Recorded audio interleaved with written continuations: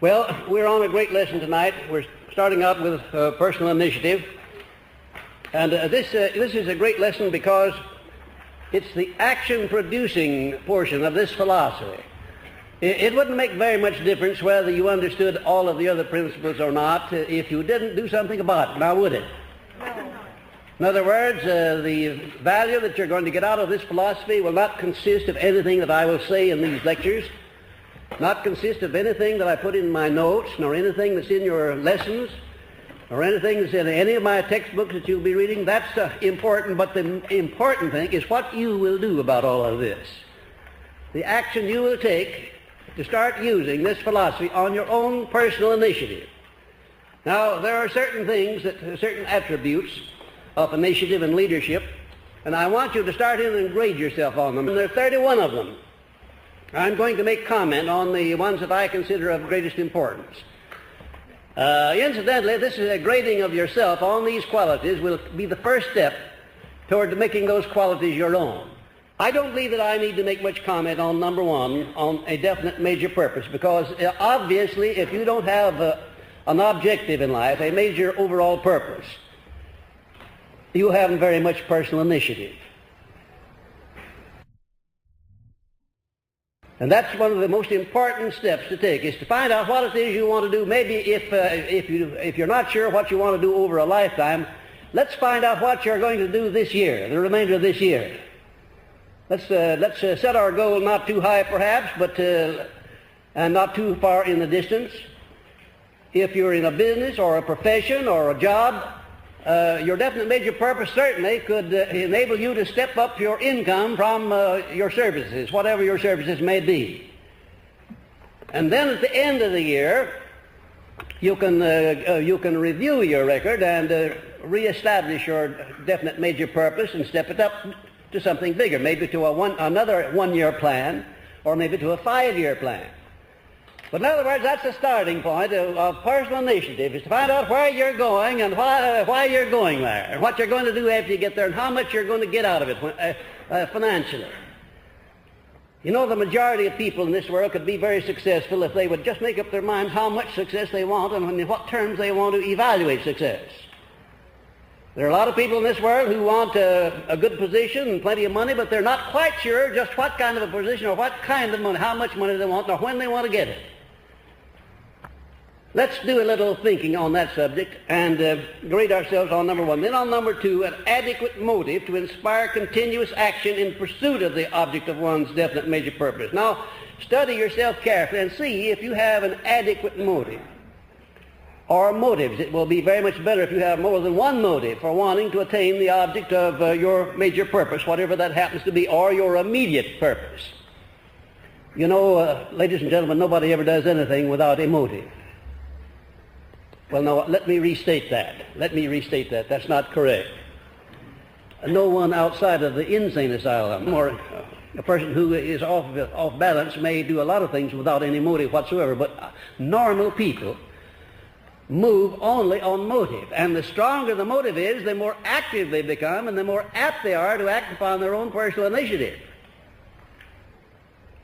You know, you don't have to have an awful lot of brains in this world. You don't have to be very brilliant. You don't have to have such a wonderful education in order to be an outstanding success if you will only take what little you have, whether it's little or much, and start using it, putting it into operation, doing something about it and with it.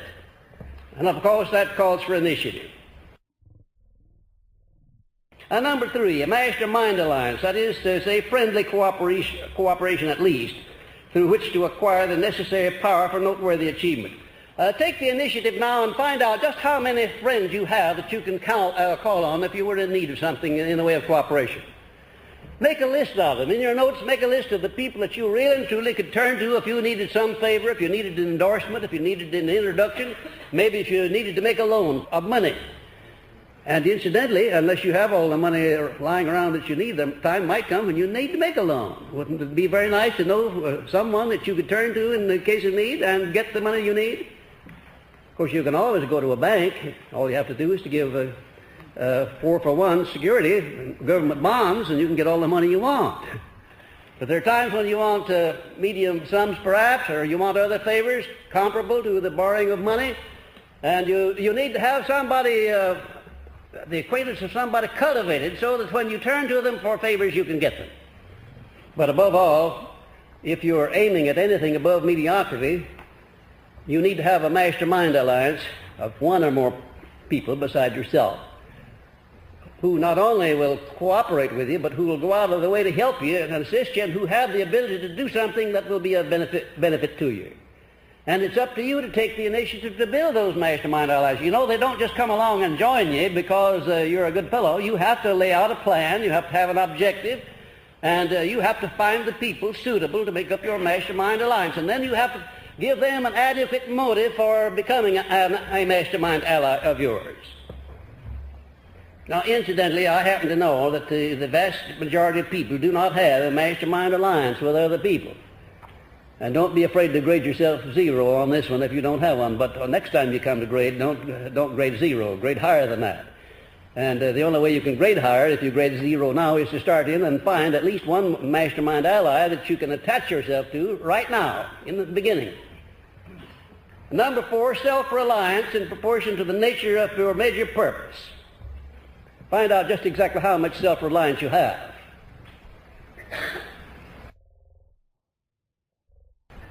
Incidentally, when you come to check yourself on self-reliance, you may need some help from other people. You may need some help from your wife, or your husband, or your closest friend, or somebody who knows you real well. You may think you have self-reliance, but do you know how you can tell about how much self-reliance you have? Would you be interested in knowing how you can check that very accurately? Yeah. All right, go back up there to number 1 and carefully evaluate your definite major purpose and see just how big that is. Or if you have a definite major purpose, and if you don't have one, or if it's not outstanding and above anything that you've attained up to the present, then you don't have very much self-reliance, and you should grade very low on that. If you have the proper amount of self-reliance, you'll step your definite major purpose up way beyond anything you have ever achieved before, and you'll become determined to attain it. Number 5, self-discipline sufficient to ensure mastery of the head and the heart and to sustain one's motives until they are realized. Where and when do you need self-discipline most, do you think? When you're on the way up and when everything's rosy and going well and you're succeeding? Is that when you need it? I thought you'd call me on that one. That's right. You need self-discipline when the going is hard, when the outlook is not favorable. What kind of self-discipline do you need at that point? Why, you need discipline over your mind to the extent that you know where you're going, you know that you have a right to go there, and you know that you're determined to go there regardless of how hard the going may be or how much opposition you may meet with. And you'll need at least enough self-discipline to sustain you through the period when the going is hard instead of quitting or complaining. And number 6, persistence based on the will to win. Do you know how many times the average person has to fail before he quits or decides he wants to do something else? Once. Don't you think you're generous? Once. Did you ever hear of the fellow who fails before he starts because he knows that there's no use in starting because he knows he can't do a thing? Did you ever hear of him? Well, that cuts it down below 1. You see? And would you be interested in knowing that the vast majority of people fail before they start? They actually never make a start. They think of things that they might do, but they never do anything about it. And did you know also that a vast majority of the people, even though they do start, at the first opposition they quit or allow themselves to be diverted over to something else? I wonder, it just occurs to me to ask a question. I wonder if you who have been here close to me and where we've taken our hair down and talking frankly, I wonder if you know what my outstanding asset it happens to be. Never give up. Will to win. Will to win. Well, yeah, you're getting hot. I have persistence and the will to win, and also the self-discipline with which to stick to a thing all the harder when the going is the hardest. Now, that is my outstanding quality. It always has been, it always will be. And I want to tell you, without those traits, I never would have completed this philosophy. I never would have been able to have it introduced as widely as it has been, and I wouldn't be standing here talking to you tonight. And what about that trait? Is that something you're born with, or is it something that you can acquire? Well, if you couldn't acquire it, there'd be no use of talking about this lesson, would there? Certainly you can acquire it. And it's not very difficult at that. What is it that causes a person to be persistent, by the way? Motive. Yes, motive. Burning desire. Do you know what a burning desire is? Yes. Burning desire, or back of a motive, is what makes people persistent, isn't it? A burning desire back of a motive. I never think of persistence and a burning desire that I don't think of my courtship. I remember that I put more persistence and more burning desire back of my courtship than anything else that I ever went into in my life. And I want to tell you, without that, I don't think you get very far in a courtship. Well, don't you think you could transmute that emotion over to something else, putting it back of your business or your profession or your job, and have just as much emotional feeling about attaining success in your job as you could about selling yourself to the one of your choice? Don't you think you could do that? You know what that word transmute means, by the way? Do you? What does it mean? Fine. Fine. Marvelous. Redirect. Have you ever tried it on anything or anybody? Yes. Marvelous. Marvelous. If you haven't tried it, start trying it. The next time you feel moody or discouraged, try to change that over into an emotion of courage and faith. You see what a marvelous thing happens to you. You change the whole chemistry of your whole brain and your whole body, and you'll be much more effective. And number 7 is a well-developed faculty of the imagination, controlled and directed. Do you think those last words there are important? Yes. Yes, an imagination not controlled and directed might be very dangerous. I once made a survey, made an analysis of all of the men in the federal penitentiaries of the United States. I did that for the Department of Justice. And you'll be interested in knowing that the majority of the men in the penitentiary were there because they had too much imagination. But it was not controlled and directed in a constructive direction. Now, imagination is a marvelous thing, but if you don't have it under control and if you don't direct it to definite ends, constructive ends, it may be very dangerous to you. And number 8, the habit of forming definite and prompt decisions. By the way, do you do that? Do you form definite and prompt decisions when you have all of the facts in hand with which to make decisions? Yes. Well, I think some of you are just a little bit too modest. Well, seriously, friends, if you do not have the habit of making decisions promptly and definitely, clear-cut decisions, when all of the facts are in, you're loafing on the job, you're procrastinating, and you're destroying this very vital thing called personal initiative. One of the finest places to start practicing personal initiative is to learn to make decisions firmly and definitely and quickly once you have all of the facts available. Now, I'm not talking about snap judgments. I'm not talking about opinions or snap judgments based upon half-baked evidence. I'm talking about facts, all of the facts on a given subject, which are not in your hands and available. You should then do something with those facts. You should make up your mind exactly what you're going to do and not dilly-dally around, as so many people do. Because if you do that, first thing you know, you will be in the habit of dilly-dallying around in connection with everything. In other words, you will not be a person who acts upon his own personal initiative.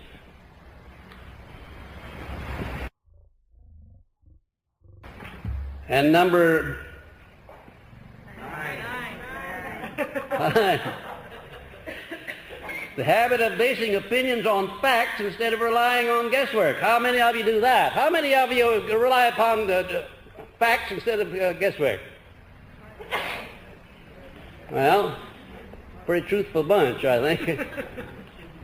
I wonder if you do. I wonder if you recognize how many times you're acting on guesswork in comparison with the number of times that you're acting upon facts in forming your opinions. I wonder if you recognize the importance of making it your business to get at facts before you form an opinion about anything. Did you know that you have no right to an opinion about anything at any time, anywhere, unless it's based upon facts or what you believe to be facts? Did you know that?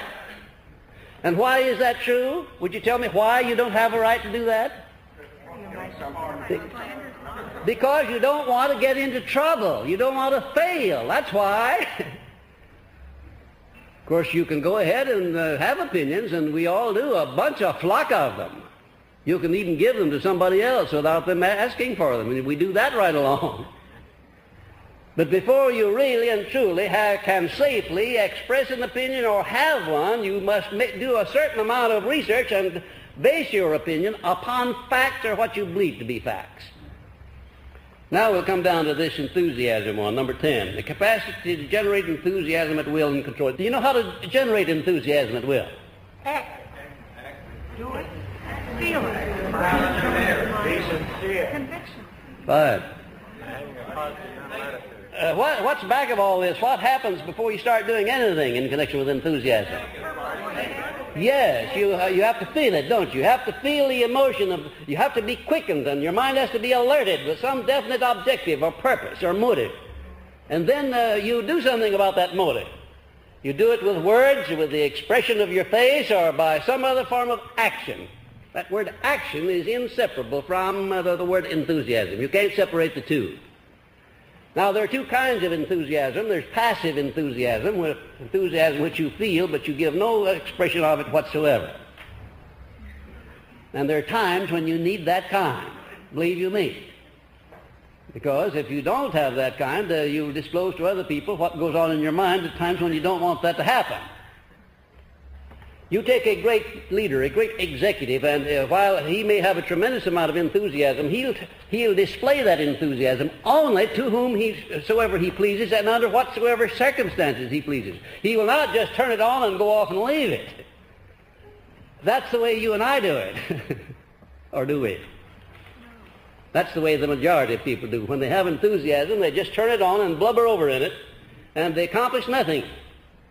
Controlled enthusiasm, enthusiasm turned on at the right time and then turned off at the right time, is an important thing, and your initiative is the only thing that can control that. You know, if you took that one subject alone, the question of how to turn on and off enthusiasm, and got the art down fine, you could become a marvelous salesman of anything you might want to sell. Did you know that? Yeah. You really could. Did you ever hear of anybody selling anything that didn't feel enthusiasm over what he's trying to sell? Did you? Did you ever sell anything that you didn't have that feeling of enthusiasm over what you were trying to do for the other fellow? You may have thought you did, but you didn't. If you didn't have that feeling of enthusiasm on your own initiative, then you didn't make a sale. Somebody may have bought something from you because he needed it and had to have it, but you had very little to do with it unless you had that feeling that you imparted to him. And how do you impart the feeling of enthusiasm to another person? How do you do that when you're selling, for instance? By being sure and smiling, clear in mind, and that feeling runs out in your mind. Fine. You must be sold on it yourself. That's a very good way of putting it. In other words, it starts inside of your own emotional makeup. You must feel that way. And if you open your mouth to speak, you must speak with enthusiasm. You must put some enthusiasm into the expression of your face. Put on a smile, a good broad one. Because nobody speaks with enthusiasm with a frown on his face. The two just don't go together, do they? No, they don't. So there are a lot of things that you must learn about this business of expressing enthusiasm if you're going to make the most of it, and all of them involve your personal initiative. You've got to do it. Nobody can do it for you. I can't tell you how to be enthusiastic. I can tell you what are the component parts of enthusiasm and how to express it, but after all, the job of actually expressing it is up to you. Let's pass on down to number 12, tolerance. Do you know what tolerance is? What is it? Open mind on what? How many of you are open-minded on everything? Come on. You really think you are?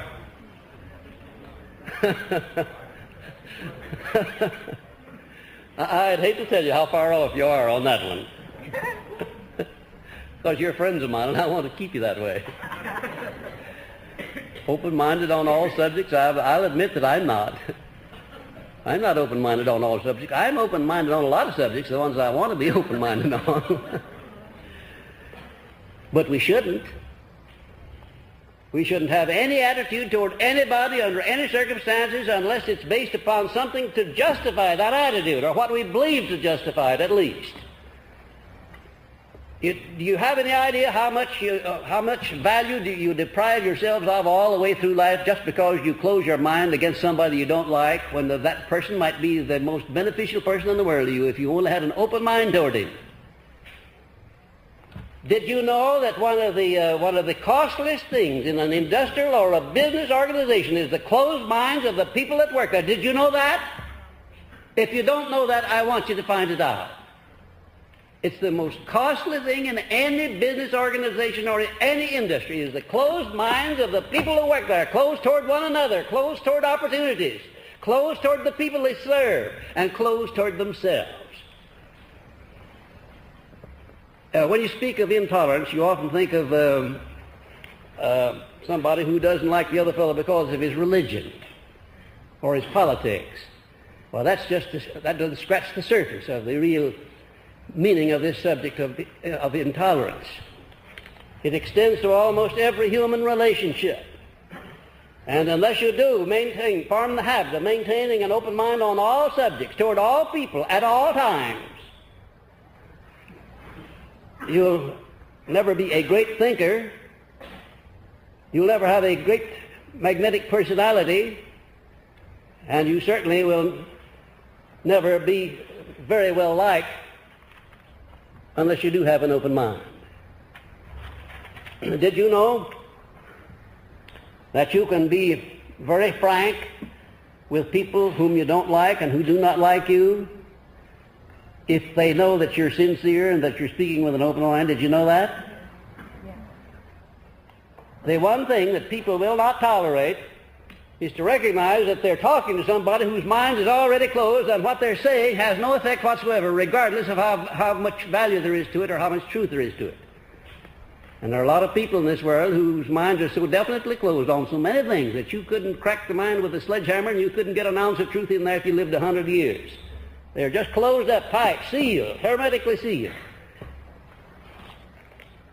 Number 13, the habit of doing more than you're paid for always. How many do that? Let me have your hands. What's the matter with the ones who don't? Is there anything wrong with this habit of... Oh, that word always. All right, let's leave it off. How many of you follow the habit of rendering more service and better service than you're paid to render? Part of the time. Part of the time.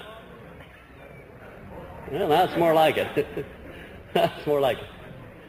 That's something in connection with which you certainly have to move on your personal initiative. Nobody's going to tell you to do that. Nobody's going to expect you to do that. That's something that's entirely within your own prerogative. But incidentally, it's probably one of the most important and one of the most profitable sources through which you can exercise your own personal initiative. If I had to pick out the time and the place and the circumstance under which you could make use of your personal initiative most beneficially, undoubtedly, it would be in connection with your following the habit of rendering more service and better service than you're paid to render, because you don't have to ask anybody for the privilege of doing that. And also, if you do follow that habit, not just do it once in a while, that's not so very effective, but follow the habit. Sooner or later, the law of increasing returns begins to pile up dividends for you, and when the dividends come back, they come back greatly multiplied. I want to tell you that when you start living by this principle of going the extra mile, you can expect unusual things to happen to you, and they'll all be pleasant, every one of them. And number 14, tactfulness and a keen sense of diplomacy. How many of you have tactfulness and a keen sense of diplomacy? Let me see your hands on that one. Well, now, that's pretty good.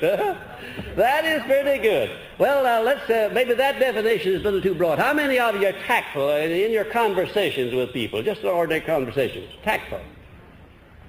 Well, that's pretty good. What do you think about this business of being tactful? Is it worth the time it takes to be tactful, do you think? Yes. You think it is? Why?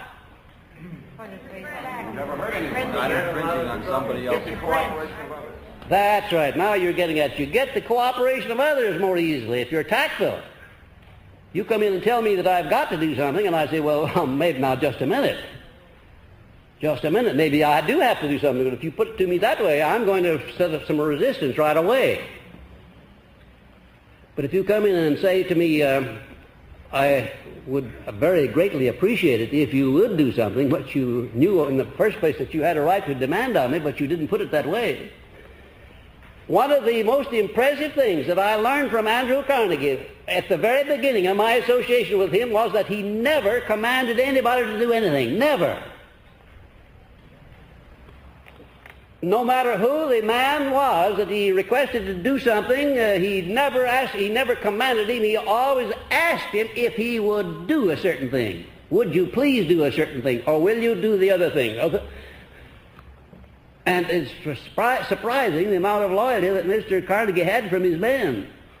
They'd go out of their way for him any time of the day or night because of his tactfulness in dealing with them. And when it was necessary for him to discipline one of them, he usually invited him out to the house, gave him a nice state dinner, a real 5 or 6 course dinner, really put on the dog. And then after dinner, the showdown came when they went over to the library. And he'd start asking questions.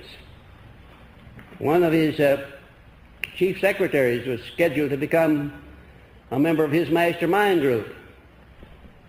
And this boy found out that he was scheduled for promotion, and it went to his head, and he commenced to run around with a bunch of highbinders in Pittsburgh, people who throw cocktail parties and such. And just in a little while, he was taking too much liquor, staying out too late, and his eyes were hanging out on his cheeks when they'd come in of a morning, and Mr. Carnegie let this go on for about 3 months. And he got invited out one evening to dinner. And after dinner was over, they went into the library. Mr. Carnegie said, now,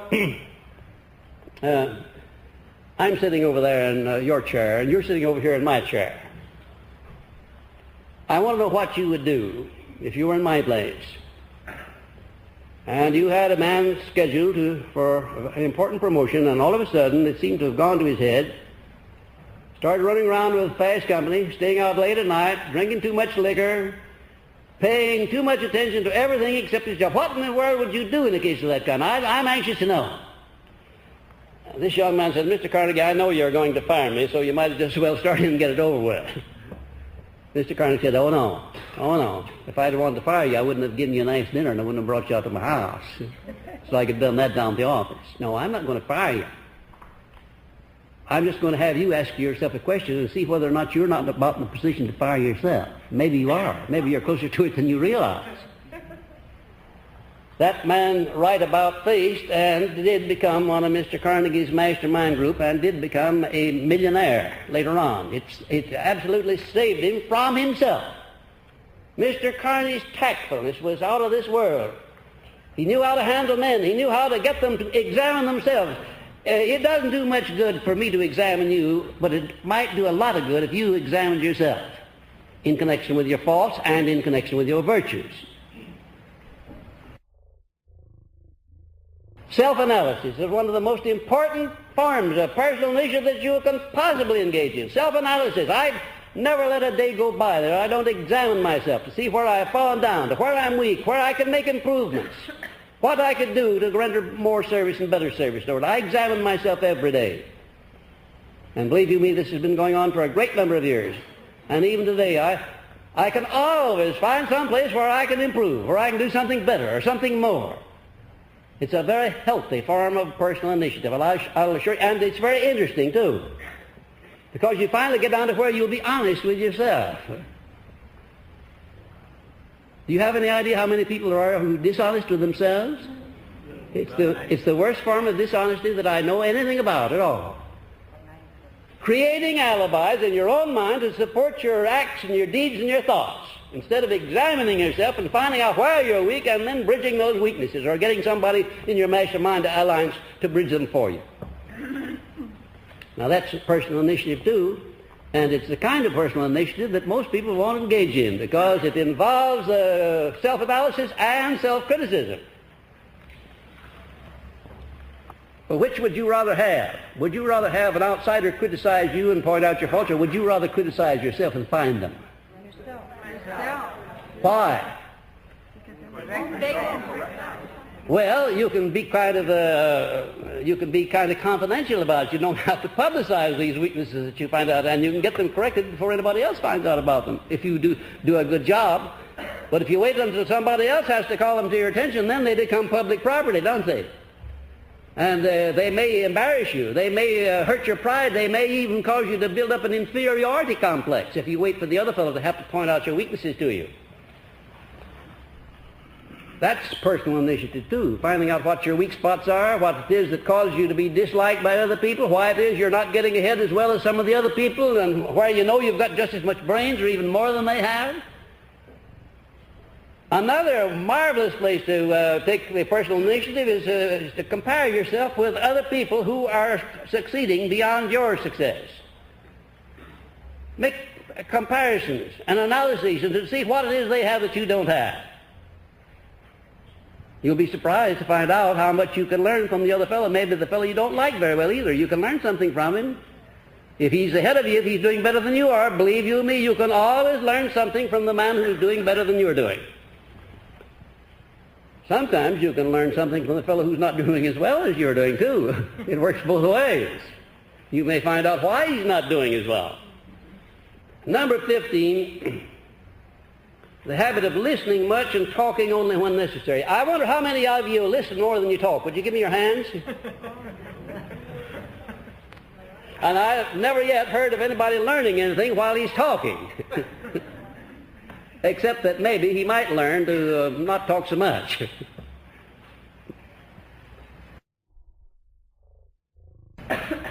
Well, now this seems kind of funny, but it's not funny, it's very serious. The vast majority of people do a lot more talking than they do listening, and they seem dead bent on getting the other fellow told off instead of listening to see what the other fellow has to say that they might profit by. Listening much and talking when necessary. Think first and talk last. And 16, a well-developed sense of observation of details. How many of you feel that you have a keen sense of observation of details? How many of you feel that you could walk down State Street here or any of these streets in front of Marshall Fields, just casually walk by, and then after you got at the end of the block, give a very accurate description of everything you saw in the window? Think you could do that? I once belonged to a class in Philadelphia directed by a man who was teaching us the importance of observation of small details, because he said it was the little details that made up the successes and the failures of life, not the big ones at all, the little ones. The ones we usually pass aside as not being important or that we don't even observe.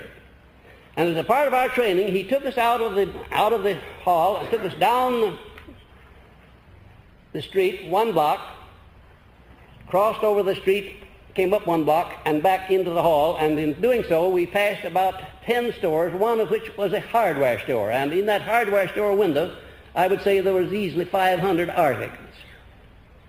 And he asked each one of us to take a pad of paper and a pencil along. Now, mind you, giving us a crutch for our memory. And to put down the things that we saw as we passed along that we thought were important.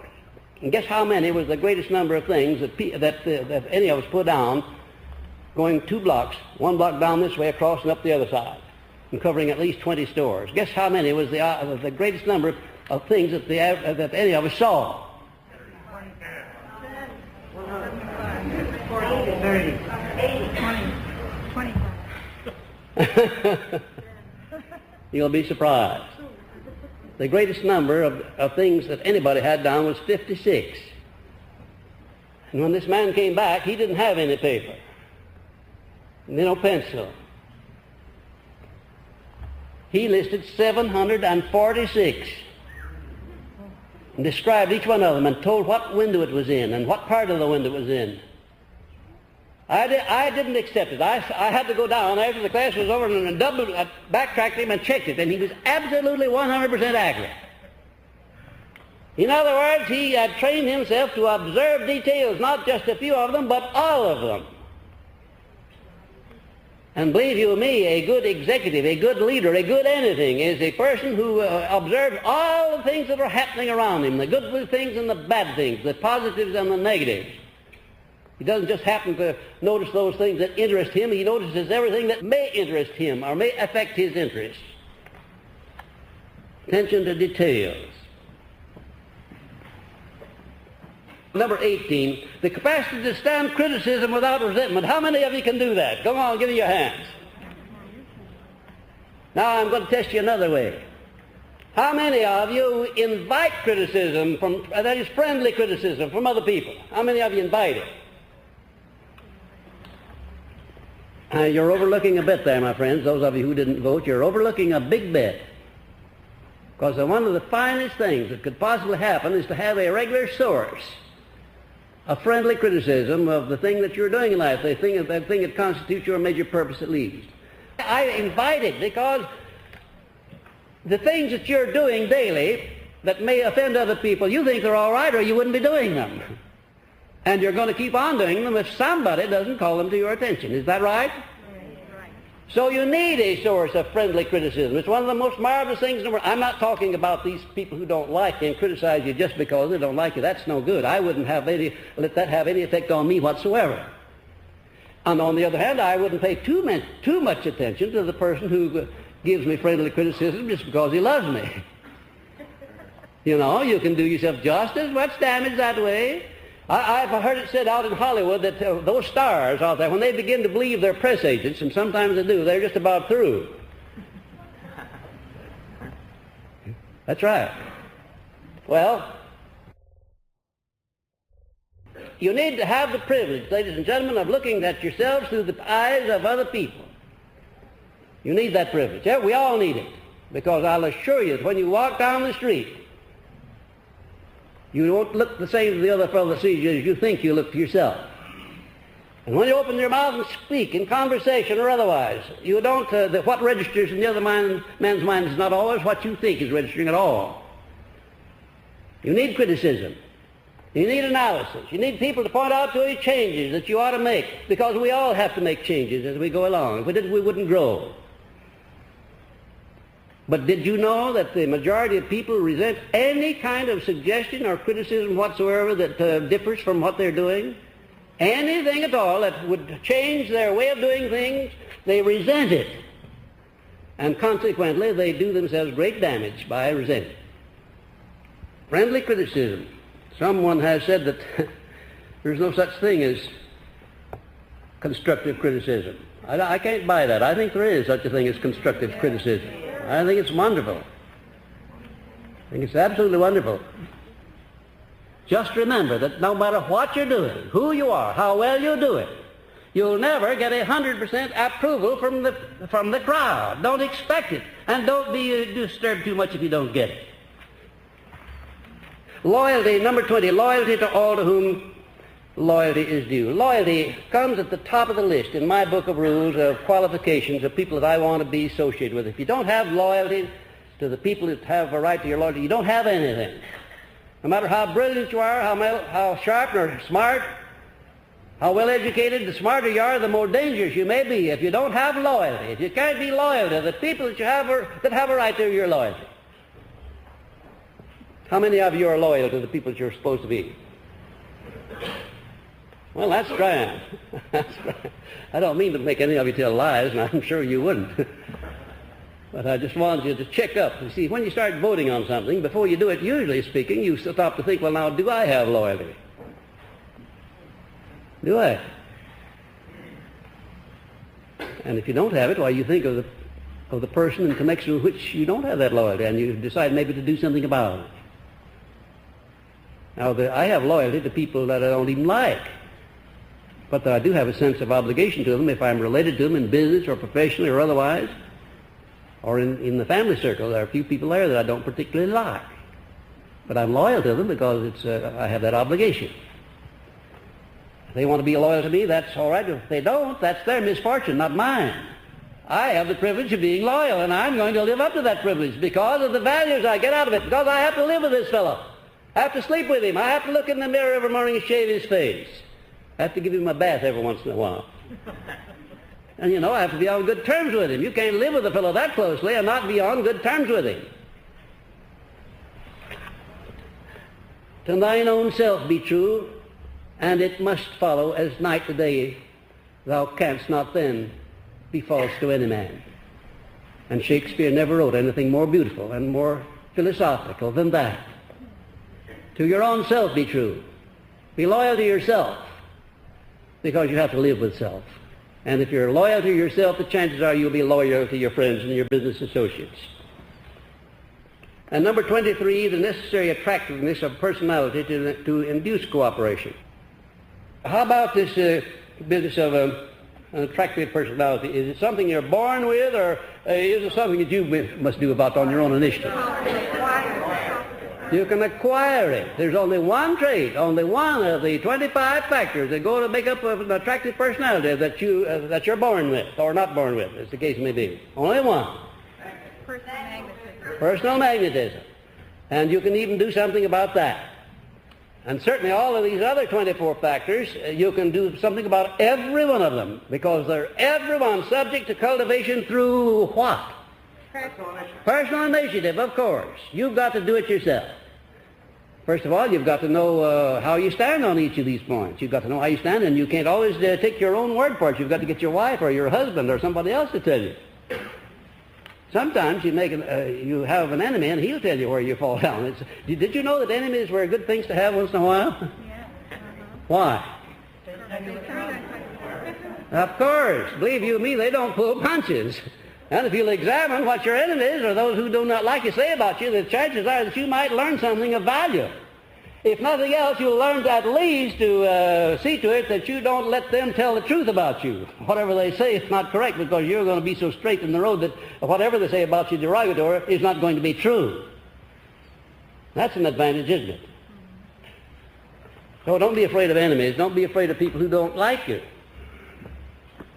because they may say things that put you on the track of discovery of something that you need to know about yourself.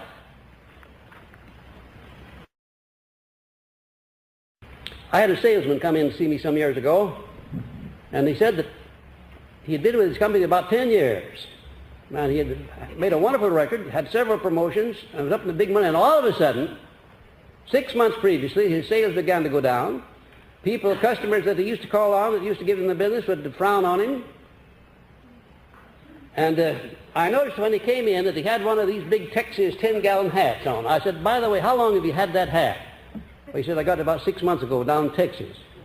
Well, I said, listen, fellow, are you selling in Texas? He said, no, I don't make Texas very often. I said, well, listen, you wear that hat only when you go down in Texas, because they don't like that hat. It doesn't look good on you. Well, he said, would that make any difference? I said, you'd be surprised what a difference it'll make, your personal appearance. Some people just don't like the way you look, and they won't do business with you. Yes, you can do something about your personality. You can find out the traits that you have that irritate other people, and you can correct those traits. But you have to do it yourself. You have to make the discovery yourself, or you have to get somebody who's frank enough to do it for you. And then number 24, the capacity to concentrate full attention upon one subject at a time. When you start to make a point, exploit it right down to its final analysis and make a climax, and then get on to your next point. Don't try to cover too many points at one time. If you do, you'll not cover any points at all. I wonder how many of you have been making that mistake in your relations with other people, and in selling, and in public speaking, or whatever you're doing. It used to be one of my most outstanding weaknesses. I used to do just that very thing, and I had a man come to me and call that to my attention. Now, I think no training that I ever had in public speaking was as valuable as that, and it was for free. He didn't charge me anything for it. He said, you have a wonderful command of English, you have a marvelous capacity for enthusiasm, you have a tremendously big store of illustrations that are interesting, but he said, you have a bad habit of taking off after something out there that's not related to the point you're making, and then coming back later on picking up the point. Meantime, it's gotten cold. You see? Well, grade yourself on that capacity to concentrate full attention upon one subject at a time. Whether you're speaking or whether you're thinking or whether you're writing or teaching, whatever you do, let's concentrate on one thing at a time. And then on the habit of learning from your mistakes. If you don't learn from your mistakes, why, you might just as well not make them.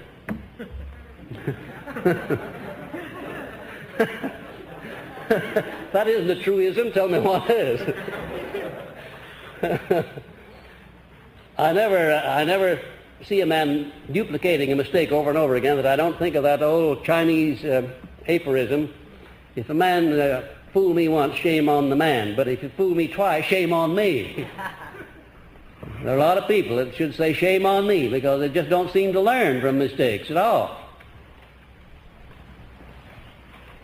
And number 26, a willingness to accept full responsibility for the mistakes of one's subordinates. And if you have subordinates and they make mistakes, it's you who have failed and not the subordinates. Remember that, will you? Either train him how to do the thing right or else put him in some other job where you won't have to supervise him. Let somebody else do that. But the responsibility is yours if the person working under you is subordinate to you.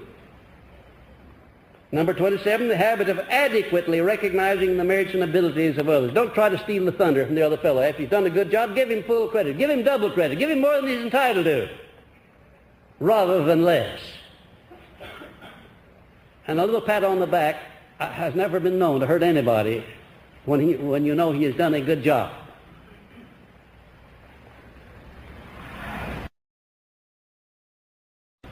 The most successful people like recognition, and sometimes people work harder for recognition than they will for anything else. Some people are incorruptible, you know, no matter how, you can't over-flatter them because they know what their capacity is. If you go beyond that, they begin to be suspicious of you. Most people, however, I believe are corruptible when it comes to this business of flattery. You can over-flatter them and they commence to believe it. And that's bad for them and for you too. There was a book written that was widely distributed all over this country, and the central theme in that book was, if you want to get along in the world, flatter people. Well, flattery is as old as the world. It's one of the most deadly and one of the oldest weapons and one of the most dangerous. Now, I like approbation. I like those 5 people that happen to know me and complimented me. I enjoyed it. But if they'd gone, if one of them had followed me out and said, well, Mr. Hill, I appreciate all that you've done for me and all that sort of thing, but by the way, would you mind if I came around the house tonight? I'd like to talk to you about a business proposition. You see, right away I'd have said, well, now he's flattered me in order that he may get some of my time and he may get some benefits from me. So too much flattery, too much commendation is not so good either. Well, anyhow, a positive mental attitude at all times, 29, but I wanted to call your attention to number 28, the habit of applying the golden rule principle in all human relationships. I'm not going to ask you to vote on that one. I'm only going to call your attention to the fact that one of the finest things you can do for yourself is to put yourself in the other fellow's position when you go to make any decision or engage in any transaction involving the other fellow. Just put yourself in the other fellow's position before you make a final decision. And if you do that, the chances are that you'll always do the fair thing by the other man. Number 30, the habit of assuming full responsibility for any task that you've undertaken. Not coming back with an alibi. Did you know the one thing at which the majority of people are the most adept in doing? Alibis. My, oh my, oh my. Alibis. Creating a reason why they didn't succeed or didn't get the job done or didn't do the thing. If the majority of people who create alibis would put half as much time into doing the thing right or trying to do it right that they put into explaining why they didn't do it, you know, they'd get a lot farther in life and be much better off. And generally speaking, the man who is the most clever at creating an alibi is the most inefficient man in the whole works. They make a profession of spinning alibis. They think them up in advance so that if they are called on the carpet or get caught over the barrel, they have an answer. There's only one thing that counts, and that's success. Results are what count. Results. I once wrote an epigram covering this subject that I thought was very effective. Success requires no explanations, failure permits no alibis. In other words, if it's a success, you don't need any explanations. And if it's a failure, all the alibis and explanations in the world won't do any good. It's still a failure, isn't it? Yeah. And number 31, the habit of keeping the mind occupied with that which one desires and not with that which one does not want. You know, the vast majority of instances in which people engage in personal initiative is in connection with the things they don't want. Had you ever thought of that? Now there is one place where most people don't have to be taught to take the personal initiative. They really work at it. Work at thinking about all the things they don't want, and that's precisely what they get out of life. The things that they think about. Things that they attune their minds to. Now, there's a place where that word transmute can come into play. Instead of thinking about the things you don't want, the things you fear, the things you distrust, the things you dislike, think about all the things you like, all the things you want, and all the things you're going to become determined to get. I must tell you something that happened last Saturday. I went down to the travel agency to get my ticket changed so I could come back on Monday instead of Sunday. When I walked in, the manager of the travel agency grabbed my hand when he saw who I was and introduced himself and started in to sell me Think and Grow Rich. In a little while he still had hold of my hand talking to me, a man came in, a friend of his, who was connected with one of the airlines, and he heard the name Napoleon Hill, and he grabbed the other hand and started to sell me Think and Grow Rich. And he said, you may be interested in knowing that before I went with the airline, I had a sales organization with approximately 100 people, and I required every salesman to have all of your books. That was a must. Well, I felt pretty good. As I started out, there were two very nice-looking young ladies standing on the sidewalk giving out election literature. And as I passed by, one of them said, say, aren't you Napoleon Hill? I turned around and bowed. I said, yes, I am. Who are you? She said, well, I was at a woman's club about 2 years ago when you delivered an address, and this is my cousin here. Both of our husbands are very successful now due to the fact they have read your books. I went on over to my car, and a policeman was making out a ticket. You see, all this talk... This is the payoff. I put a penny in there thinking that would 12 minutes would be all I would be in there, but all of this nice conversation I was getting, I stopped to bathe my vanity in it, and when I got there, this policeman was making out the ticket. He had it about halfway made out. And I walked up to, of course he didn't know who the car was. I walked up to him, I said, now you wouldn't do that to Napoleon Hill, would you? He said, who? I said, Napoleon Hill. He said, no, I wouldn't do that to Napoleon Hill, but I certainly would do it to you.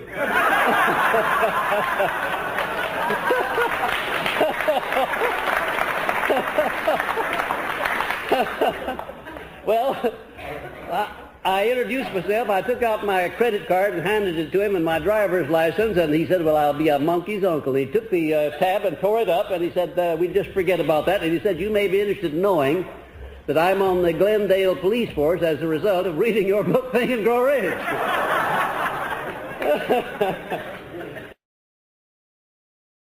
Well, the subject now is a positive mental attitude.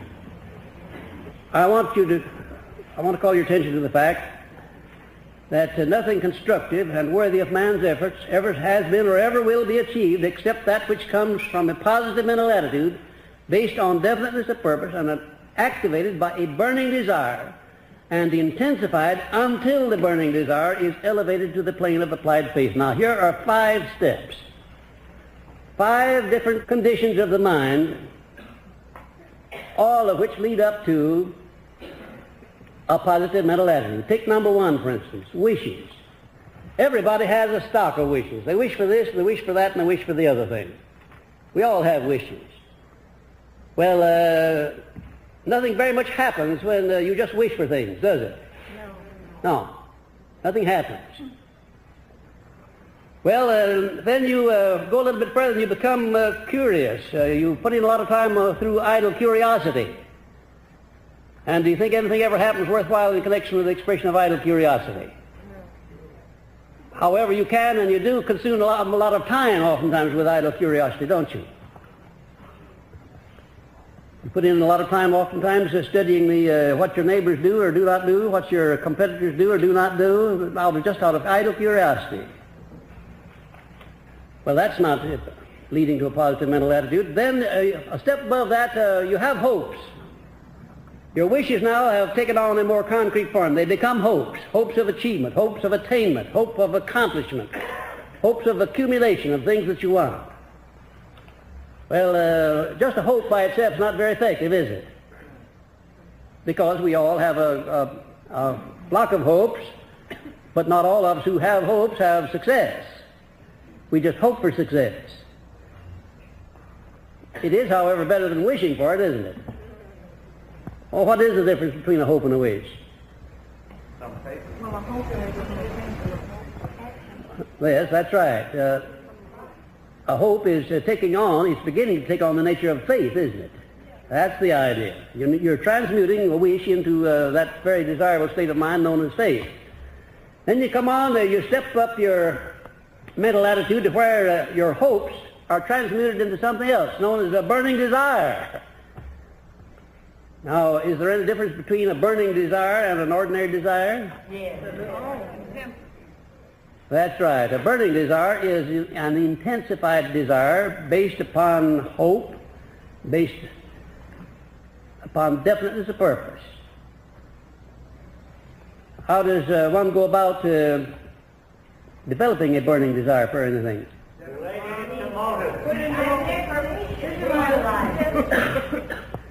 If I didn't know the answer to this, believe me, I could get me a flock of answers here, couldn't I? That's fine. Well, a burning desire is an obsessional desire, isn't it? And it certainly, you cannot have a burning desire without a motive or motives back of it, can you? Wouldn't it be interesting if you kept a tabulation for 2 or 3 days of the exact amount of time you put in thinking about the no-can-do side of life and the can-do side, or the positive side, the negative side? You might be astounded if even the most successful people would be astounded to find out how many hours they put in each day in negative thinking. And the very outstanding successes in the world, the great leaders, are the ones that put in very little, if any, time in thinking on the negative side. They put in all of their time thinking on the positive side. I once asked Henry Ford if there was anything in the world that he wanted to do that he couldn't do, and he said no, he didn't believe there was. I asked him if there ever had been. He said, oh yes, back in the early days before he had learned how to use his mind. And I said, well, now just what do you mean by that? Well, he said, now, when I want a thing, I want to do a thing, I start in finding out what I can do about it, and I start doing that, and I don't bother about what I can't do because I just let that alone. That was a homely statement, but I want to tell you there's a world of philosophy wrapped up in that statement. He put his mind into doing something about the part that he could do something about, and thinking about that and not about the part that he couldn't do anything about. I venture the suggestion that if you put a problem to the majority of people, a difficult problem, they will immediately begin to tell you all of the reasons why the problem can't be solved. And if there are some things about the problem that are favorable and some that are unfavorable, the majority of people will see the things that are unfavorable first and oftentimes never see the favorable side. I don't believe there are any problems in connection with which you can't do something in connection with which there are not some favorable sides too.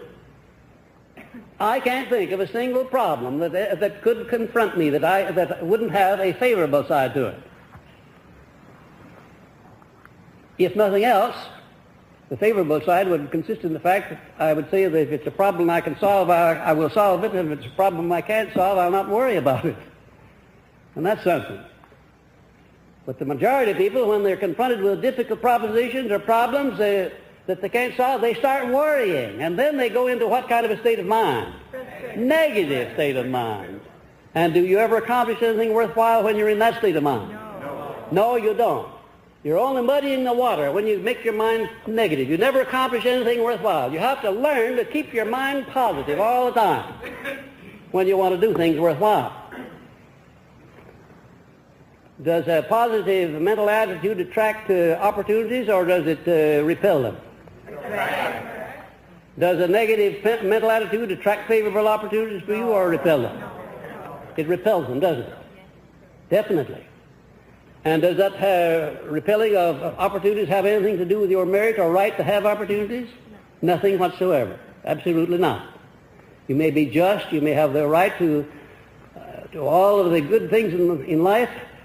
You may be entitled to them, but if you have a negative mental attitude, you will repel the opportunities leading to the attainment of those things. So your job, mainly, is to keep your mind positive so it will attract to you the things that you want, the things that you desire, the things that you are going after. Had you ever stopped to think why it is that prayer generally doesn't bring anything about except a negative result? Had you ever stopped to wonder about that?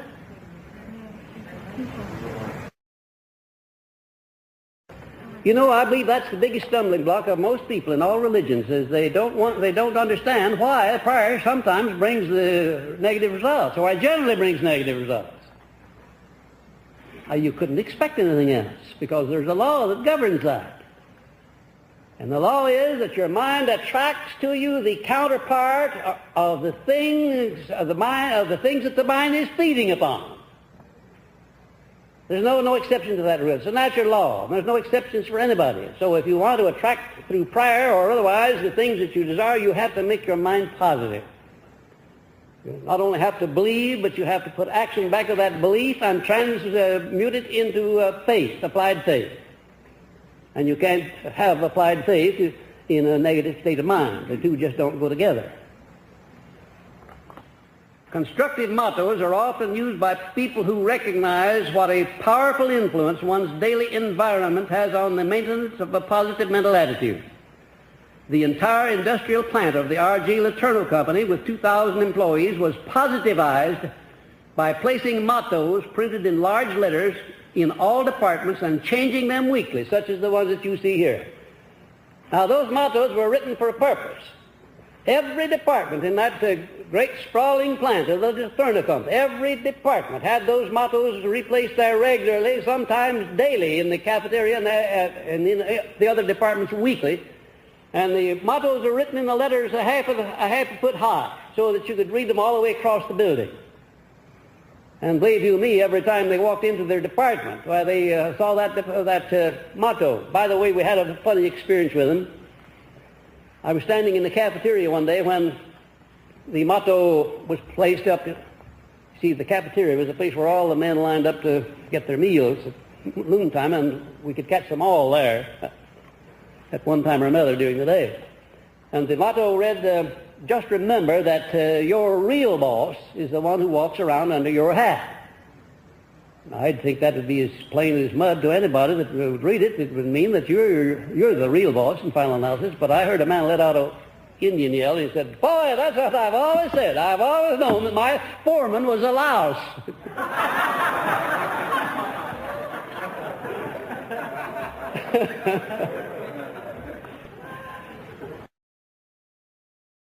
Now, up at the top of the page there is a method by which one may transmute failure into success, poverty into riches, sorrow into joy, fear into faith.